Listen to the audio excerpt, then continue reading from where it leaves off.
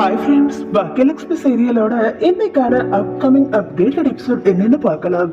எங்க குடும்பத்துல நல்லா இருந்த ஒரு ஆளை பிரிச்சுட்டு போய் உங்க குடும்பத்துல சேர்த்துக்கிட்டீங்க. ஆனா எங்களுக்கு ஒன்னும் அப்படிப்பட்ட எண்ணம் கிடையாது. அதனால யார் குடும்பத்துல இருந்து யார பிரிக்கணும், என்ன பண்ணணுங்கிறது எங்களுக்கு தெரியாது.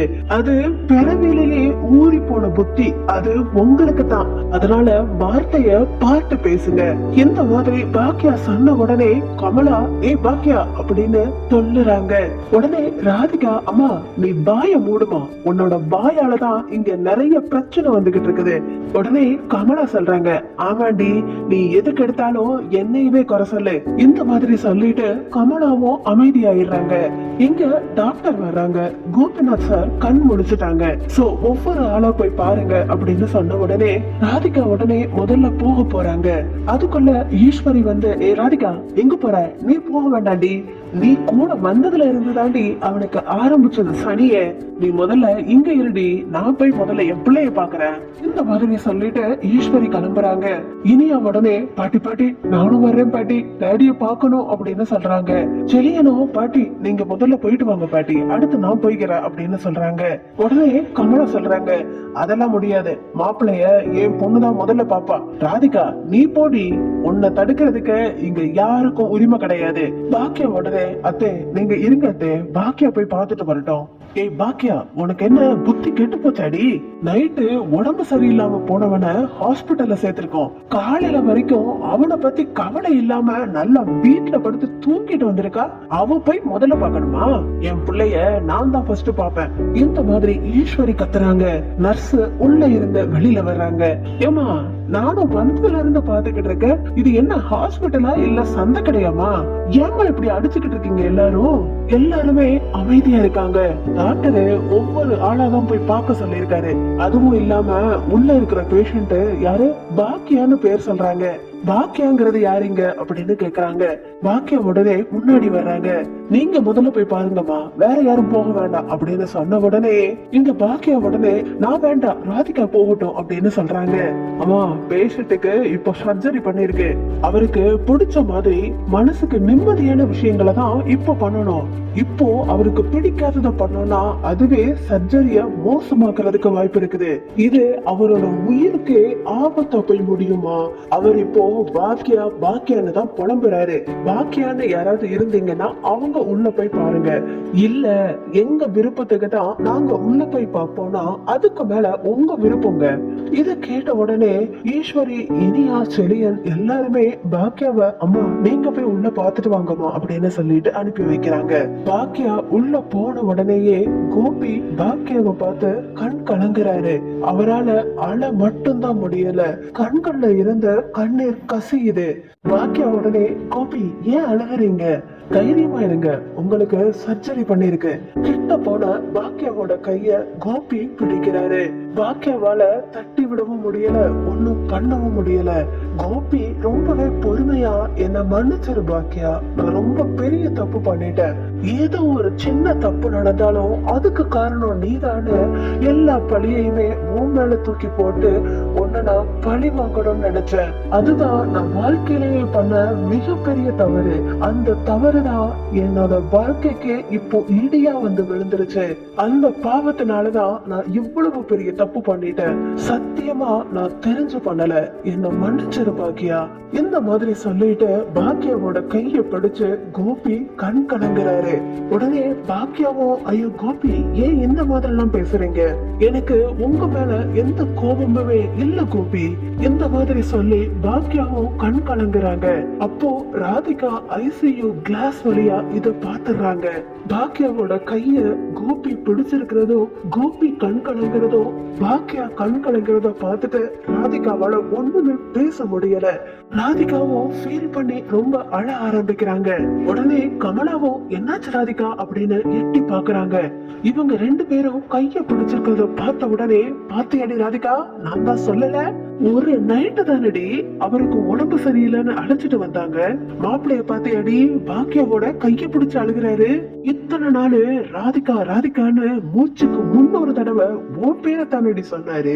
நான் இன்னைக்கு பாத்தியா ராதிகா ஒரு நைட்டு, அதுவும் அவருக்கு உடம்பு சரியில்லைன்ன உடனே எனக்கு என்னவோ இதெல்லாம் சந்தேகமா இருக்குடி. உண்மையிலேயே உடம்பு சரியில்லாம தான் போயிருக்குமா, இதுங்களா போடுற நாடகமானு தெரியலையே. இந்த மாதிரி கமலா பேசுறத பார்த்துட்டு ஈஸ்வரி, ஏய் என்னடி பேசுற, என் புள்ள இங்க உடம்பு சரியில்லாம ஆபரேஷன் பண்ணிட்டு படுத்துக்கிட்டு இருக்கான், நாடகமானு கேக்குற, இங்க பாரு உனக்கு அவ்வளவுதான் அப்படின்னு சொல்ல, என்னங்க என்ன பண்ணுவீங்க, அப்படிதான் பேசுவேன். பாக்கியாவ மாப்பிள்ள டிவோர்ஸ் பண்ணிட்டாரு, என் பொண்ணு தானங்க பொண்டாட்டி, அவ சைன் பண்ணாம ஆபரேஷன் பண்ணிருக்கீங்க. இப்ப என்னடானா மாப்பிள்ள முதல் ஆளா பாக்கியாவை பார்க்கணும்னு சொல்லி கூப்பிடுறாரு. இதுக்கெல்லாம் என்னங்க அர்த்தம்? நீங்க மிகப்பெரிய கைக்காரி குடும்பம்னு எங்களுக்கு நல்லாவே தெரியும். ஆனா இந்த அளவுக்கு சுக்குப்பொடி போட்டு மயக்குவீங்கன்னு நான் எதிர்பார்க்கவே இல்லை. ஈஸ்வரி உடனே பொறுத்தது போதும், இனிமேல் நம்ம சும்மா இருக்க கூடாது அப்படின்னு ஈஸ்வரி கமலா கண்ணத்துல பல்லான்னு ஒரு அறைய விடுறாங்க. யார பத்தி சொல்ற, யார பத்தி சொல்ற, அந்த மாதிரி பொழப்பெல்லாம் எங்களுக்கு பண்ண தெரியாதுடி. நீங்க தான் கோபிய அந்த மாதிரி எல்லாம் பண்ணி அழைச்சிட்டு போனீங்க. இந்த மாதிரி சொன்ன உடனே ராதிகாக்கு ஒண்ணுமே பண்ண முடியல. பாக்கியா பேசிட்டு வெளியில வருவோம், ஒவ்வொரு ஆளா போய் பார்க்கலாம் அப்படின்னு நர்ஸ் சொல்றாங்க. இங்க பாக்கியா சொல்றாங்க, ராதிகா நீங்க போங்க அப்படின்னு சொல்றாங்க. ராதிகா சொல்றாங்க, என்ன பாக்கியா என்ன பார்த்தா எப்படி தெரியுது, நானும் ரொம்ப அமைதியா தான் பாக்கியா போய்கிட்டு இருக்கேன், நானும் பார்த்தேன், இது வரைக்கும் என்ன பார்க்கணும்னு கூப்பிடவே இல்லை. அவருக்கு என் மேல எந்த ஒரு பாசமோ அன்போ கிடையாது. அவர் மனசுல நீங்க எல்லாருமே ஆழமா பதிய வச்சுட்டீங்க. ராதிகா உன் கூட வந்ததுக்கு அப்புறமா தான் நீ கஷ்டப்படுற அப்படின்னு அவரும் இப்ப அத நல்லாவே புரிஞ்சுக்கிட்டாரு. அவரு என் கூட இருக்கிறது கஷ்டம்னு நினைக்கிறாரு போல பாக்கியா. அதனாலதான் அவரு இப்படி ஒரு முடிவெடுத்திருக்காரு போல. அதனாலதான் அவரு என்ன கூப்பிட்டு பேசாம உங்களை கூப்பிட்டு பேசியிருக்காரு. ஐயோ ராதிகா நீங்க தப்பா புரிஞ்சுக்கிட்டீங்க, அவர் என்கிட்ட மன்னிப்பு தான் கேட்டாரு, நான் பண்ணது தப்புன்னு சொல்லிட்டு, அதுவும் இல்லாம நான் அவரை சரியான நேரத்துல காப்பாத்திட்டேன்ல, அதனால தேங்க்ஸ் சொன்னாரு ராதிகா, அவ்வளவுதான். பரவாயில்ல பாக்கியா, அரவணைப்பு மன்னிப்பு அன்பு எல்லாத்தையுமே யார பிடிச்சிருக்கோ அவங்களுக்கு தானே கொடுக்க தோணும். அவருக்கு என்ன பிடிக்கலன்னு நல்லாவே தெரிஞ்சு போச்சு. நைட்டு அதத்தான் அவரு என்கிட்ட சொல்லிட்டு வந்தாரு. என் கூட வந்ததுக்கு அப்புறமா தானே அவருக்கு பிரச்சனைன்னு சொன்னாரு. இனிமே அவரோட லைஃப்ல நான் இல்ல பாக்கியா, நான் இனிமே அவருக்கு தேவைப்பட மாட்டேன்னு நினைக்கிறேன். அதனாலதான் அவர் இப்ப வரைக்கும் என்ன கூப்பிடவே இல்லை.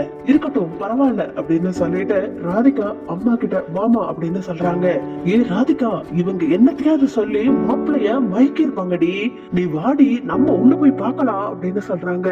இல்லம்மா எல்லாம் முடிஞ்சிருச்சு, இனிமே இவர் கூட என்னையால வாழ முடியாது. நம்ம பின்னாடி அவர் ஓடி வந்த காலம் போய் அவர் பின்னாடி நம்ம ஓடணும்னா நம்மளுக்கு மதிப்பு கிடையாதுமா. இவர் தேவையில்லைமா நமக்கு. இவர் வந்துதான் இத்தனை நாள் நம்ம இருந்தோமா, இவர் வந்ததுல இருந்தே நமக்கு எந்த ஒரு நிம்மதியுமே சந்தோஷமுமே இல்ல. அவர் என்ன சொல்றது, நான் சொல்றேன் எனக்கு அவர் தேவையே இல்ல. அவர் இல்லாத வாழ்க்கை தான் எனக்கு சந்தோஷமா இருக்கும். நீ வர்றியா இல்லையா அப்படின்னு சொல்லிட்டு ராதிகா கமலாவை அழைச்சிட்டு போறாங்க. இங்க பாக்கியா ராதிகா ராதிகா அப்படின்னு சொல்ல ஈஸ்வரி உடனே பாக்கியா கிட்ட, பாக்கியா உனக்கு என்ன அறிவு இல்லையா, எவ்வளவு பேச்சு பேசுற பாத்தியா, அவ போகட்டும் விடு. அவ என்னைக்கு கோபியோட வாழ்க்கைக்குள்ள வந்தாலோ அன்னைக்குதான் கோபியோட வாழ்க்கையே நாசமா போச்சு. அதுல இருந்துதான் அவனுக்கு அடிக்கடி உடம்பு சரியில்லாம போச்சு, போகட்டும் விடுடி அப்படின்னு சொல்றாங்க. இங்க பாக்கியா உடனே, அத்தை என்னத்தை பேசுறீங்க, அவதான் அத்தை அவனோட ஒரிஜினல் மனைவி. ஏ பாக்கியா சும்மா சும்மா சொல்லாதடி, அவ ஒண்ணும் மனைவியாவும் இருக்க வேண்டாம் மனுஷியாவும் இருக்க வேண்டாம், அவ போகட்டும் விடு அப்படின்னு ஈஸ்வரி சொல்றாங்க. பாக்கியாவால ஒண்ணுமே பேச முடியாம என்னடா இது, ராதிகாவும் புரிஞ்சுக்காம போறாங்க. கோபியும் ராதிகாவை கூப்பிட்டு பார்க்கவே இல்ல, இதுக்கு என்னதான் முடிவுன்னு பாக்கியா கண் கலங்கி போய் நிக்கிறாங்க. பாக்கியலட்சுமி சீரியலை பத்தி உங்களோட கருத்துக்களை கீழே இருக்கிற கமெண்ட் பாக்ஸ்ல சொல்லுங்க. பாக்கியலட்சுமி சீரியல் உங்களுக்கும் பிடிச்சிருந்தா லைக் பண்ணி உங்க நண்பர்களுக்கு ஷேர் பண்ணுங்க. தேங்க்யூ.